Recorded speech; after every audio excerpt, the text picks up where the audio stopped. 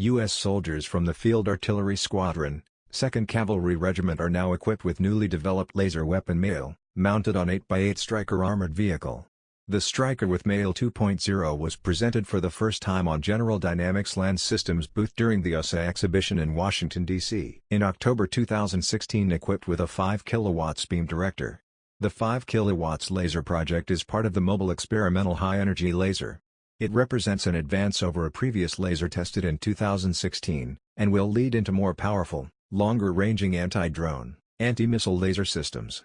The Stryker-mounted Mehel has proven to be extremely efficient in eliminating enemy drone targets, and its use in Europe will help the U.S. Army to assess emerging concepts, technologies and interoperability.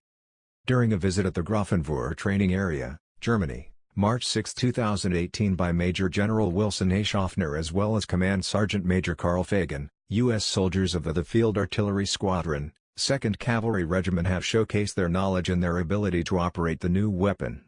U.S. Army artillery soldiers were eager to demonstrate all they have learned, and the extreme potential of the new weapon system. Don't forget, if you enjoyed this video, please make sure to give it a like and to share it with your friends.